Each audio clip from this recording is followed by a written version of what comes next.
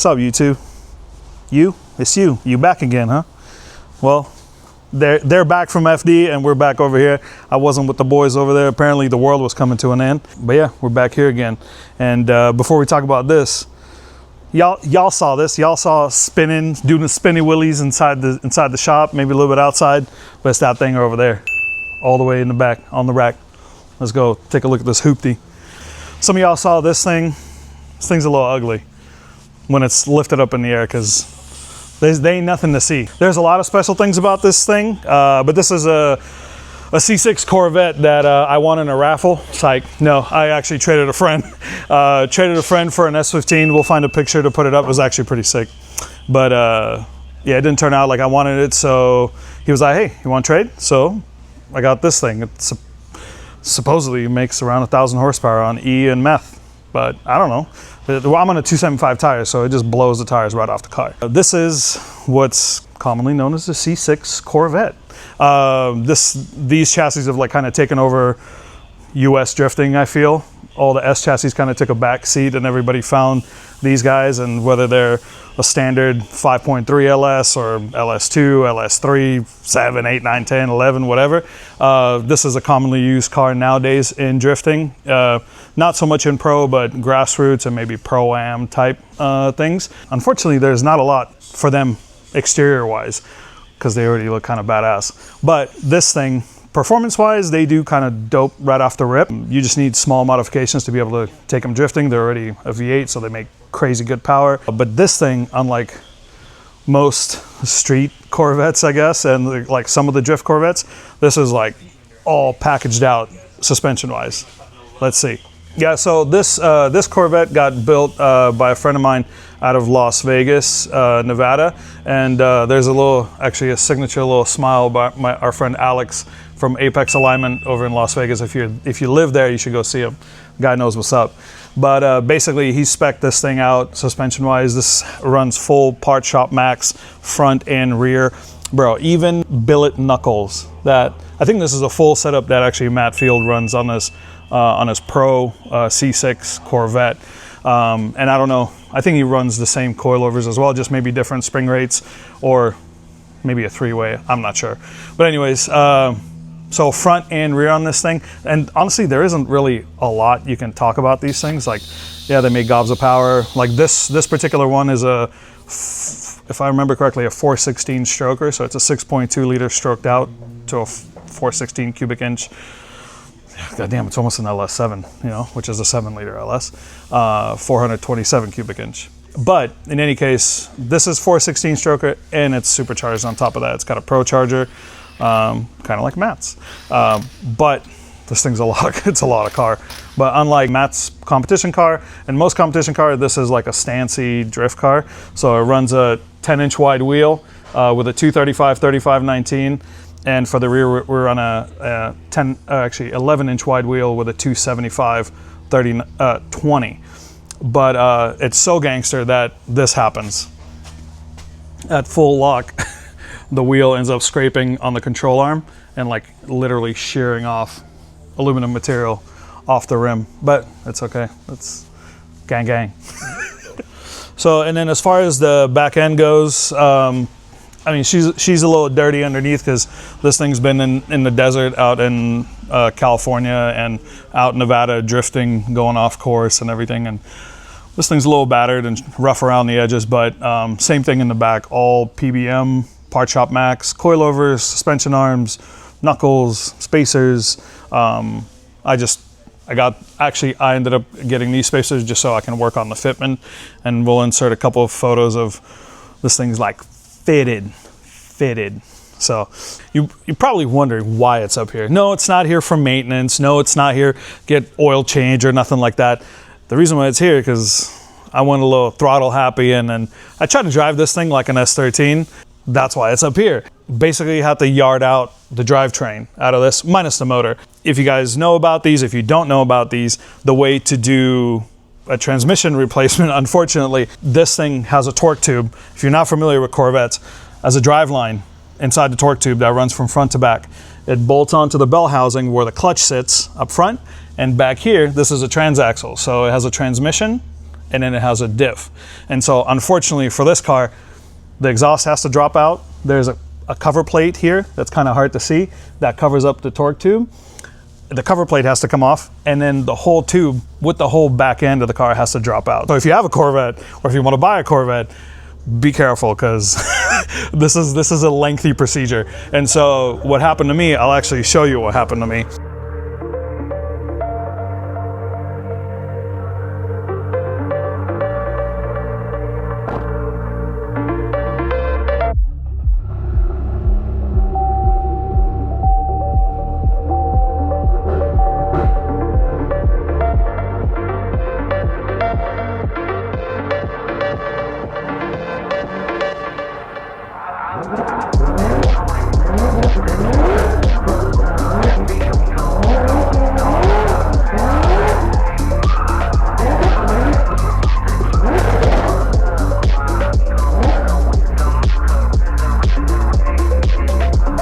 Broke something.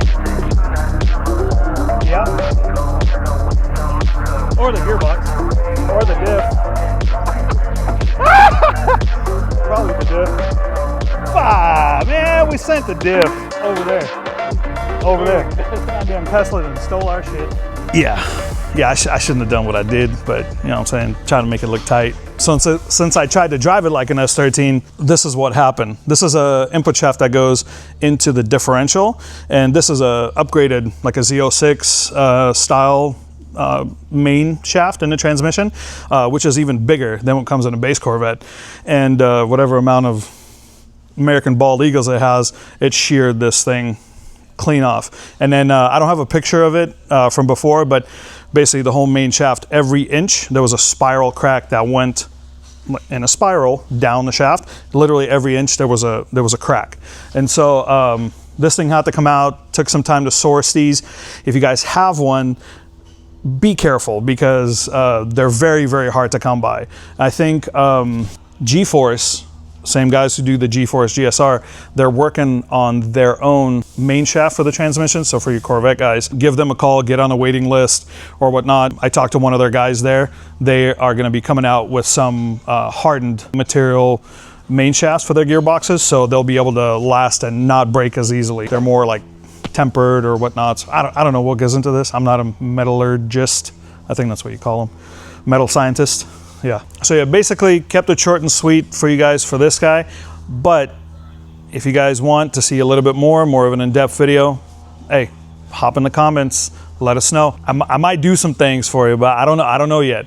But like I said, go in the comments, let me know if you guys want to see a little bit more on it. We'll definitely cover it later on. I just don't know when. But hey, the more comments, the more likes the video gets, the more it'll be enticing for us to do more for you. You know what I'm saying? You here for us and we here for you. But the main part of the video is to show you what we did on the S13. So since last time we went and tuned and it was a big womp womp womp for us, Freddie had me go and modify some things and I had to redo some things, but let's go, I'll show you more than talk about it. Man, we back. Psych, calm down, calm down. Not that you guys haven't seen this thing before, but actually there's not that many videos about this thing. There's only like 2 or 3, something like that. But anyways, the thing that we were dealing with is boost creep. There are other cars and other manifolds on SR20s that have similar issues here and there. We have some people that do YouTube that are also in the industry that also have these cars, that have these motors, also experience those things from time to time. I was actually talking to the guys that designed this manifold, and they were telling us that possibly because of the newer generation turbos, they're a little bit more efficient. They are just better at making boost, and we ran into an issue of boost creep. Basically, what's boost creep? The car is building way too much boost, and the position of the wastegate is either too far away, or it's not too far away from the collector, or it's not positioned close enough to be able to dump and get rid of the excess exhaust gases, and so you end up building more exhaust pressure and thus building more boost. And so it's overboosting. With my motor, it's a little bit dangerous. It's on the higher compression side. I think it's 10.5 to 1. If it was on race gas or E85, E95, whatever the hell, it would be okay. But because it's on pump gas, and unfortunately we don't live in Japan, we live here, we get crap gas, 92 octane. Garbage. And I mean, things like this shouldn't be on 92 octane, but I want to be able to daily drive this, or daily go on a drive with my son or go to a car show and not have to fill up. So we're stuck with 92, and because it was over boosting, I needed to figure out how to get the wastegate closer, make it basically more efficient. One of the ways is get a new manifold, but then you got to redo downpipes, you got to do the inlet pipe for the intercooler, and I was just like, nah, I ain't doing all that. What I ended up doing after talking to Jeff, ended up chopping off, and I'll show you exactly where it was before. So there was a 90-degree elbow that was coming off at the collector right all the way down there. Kind of hard to see, but there's a little plug in there right now. And so the 90-degree was coming off, and the wastegate was basically in the same position, but coming off the manifold. And so basically, as the exhaust gases are coming up, it also needed to make a 90-degree turn, go into the T or into a 90, and then go into the wastegate. That's a lot for the gases to travel, and maybe because of that it wasn't efficient.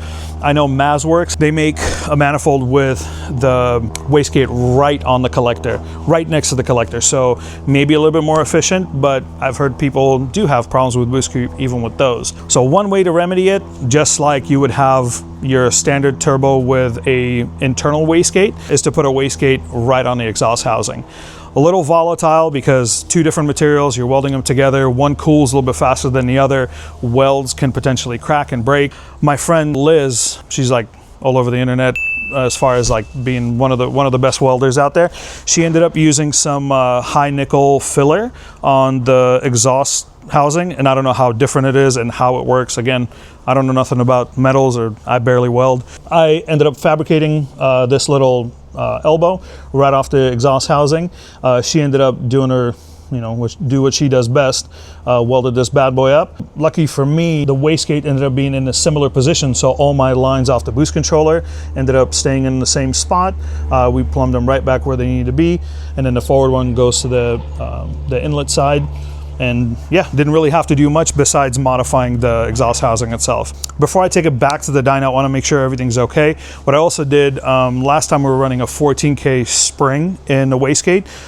We swapped it out, Jeff and I talked a little bit and swapped it out for a 12, not 12K, oh my God. That'd be a gnarly ass spring, a 14-pound spring. But yeah, and so we ended up talking, and we put in a 12-pound spring. And so now hopefully with the fix of having the wastegate on the exhaust side of the turbo and a weaker spring, I guess, hopefully it'll be able to dump off the excess so we don't overboost. I had talked to Freddie about what I need to do, next steps, and so we're gonna basically gave me a little step-by-step of how to log. I don't know how to log. I don't know anything about a lot of things. At least one pull from 3,000 to 7,500 and then send him the map, and so he can take a look at it and make sure I'm not gonna blow my stuff up. And then we can take it to the dyno again and get it tuned on 92 before they come up again for FD, and then at that point we'll fine tune on pump gas, and then we'll also do a tune on E. Since I do run a radium ethanol content sensor, I can kind of mix the two. So whenever we go to the track, even if I have some 92 octane in the tank, I can always put some E85 and the ethanol content sensor doing whatever magic it does internally. We'll be able to talk to the ECU and add enough fuel and pull enough timing to make sure that this thing survives, because I am not trying to build another one. I love these things, but damn, man, it's expensive. But anyways, in our Washington manner, we were gonna go do that pull and send it off, but we get to deal with this. It rained and it's wet out, and your boy ain't trying to crash that. But I don't know if y'all met this guy, but this is our little Franchi, and his name's Frank, and everybody loves Frank, right, Frank? Yeah, he's a good little guy. He's 2 years old. He's a mama's boy. Yeah. He's a little excited, guys. Oh yeah, he got a wiener for you. Blur that part. Hey man, it's all right. We're okay. We like wieners. Wieners are cool, right? He hangs out with us at the shop probably about 3 days a week. Usually he's at home with mom and my son, but 3 days a week he has to be with dad, and so he hangs out in the office, keeps my customers occupied and entertained, because yeah, he's a ball of fun, right, Frank? And this is for you people who don't have a Frenchie. This is how you test a Frenchie for sturdiness. Come here. You do one of these. Yeah. Yeah, we sturdy, right? Right? Oh, whoa, whoa, whoa. Yeah, you are. Yeah, you are. With all that being said, Frank's wiener in the frame and everything, this is as much as we can do today and show you today. Hopefully the weather permits tomorrow. We can actually take this out, you know. It is washing. It could hail or snow. You don't know. It's June, right? Yeah, we it's won't June. have a tornado. We will. Hey, the Brits could have kept the East Coast, all right? Y'all can have that. Like, I'm not going there ever again. I guess never say never. But yeah, we'll see you tomorrow. The next day. Welcome back. But y'all were hoping to go for a ride, huh? Nah, y'all ain't going nowhere. I ended up, actually some things happened. So this car was actually, got pretty scratched up from the last place it was at. And so I called up my friend Kyle from Aesthetic Auto Salon to take care of this bad girl. And yeah, I just wanted a little bit of pizzazz, and he's doing the full meal deal. I don't know what it involves, like rainbows and unicorns and stuff, but this thing's gonna be better than it's ever was. But I ended up, before him showing up this morning, I ended up doing the pulls before he came in. Because our weather, again, it never permits. We're back in, I don't know why it's raining again in June. I ended up taking it on a couple of rips before the car got detailed. Didn't want to do it afterwards because it's going to get dirty again. Because we are going this Sunday, which is tomorrow. This video will post Saturday, so it'll be the following day. Going to Wekfest. This is like a premier car show that's happening in the US, also in other countries. I know Japan for sure. I don't know if they go anywhere else. But this car is going to be there along with Jeff's old... what is it? Old GR? GR, yeah, GR86. Man, I forget, man. I'm old. Pardon me. But we'll be there tomorrow or Sunday. And so, yeah, prepping this thing. And so I went out, did a couple pulls, and let me tell you, it's like Elon built this. This thing felt like a rocket taking off. It was shaking everywhere, you know. I don't know what's going on. I've never driven it that fast. Doing a pull on the highway, going 60, I was able to get it to... This target RPM was 7,500, and it felt great. Sent off the log to Freddie so he can take a look and go over it. That way, you know, this thing won't blow up on me. Since it's a little turned up, like we said before, we want to make sure this is nice and safe for us to drive. As far as this anticlimactic end to this video, maybe not expecting this. We will be out there, like I said, at Wekfest. We're gonna have our decals. And then y'all can check out how shiny this thing gonna be if you're gonna be there in person. Yeah, my boy, hey, he gets you right. If you're local, you hit him up, Aesthetic Auto Salon. They'll get you right, get you tight, get you shining like you deserve, star, like you deserve. But yeah, we will see you in the next one. Like, comment, subscribe. We'll see you soon. Peace.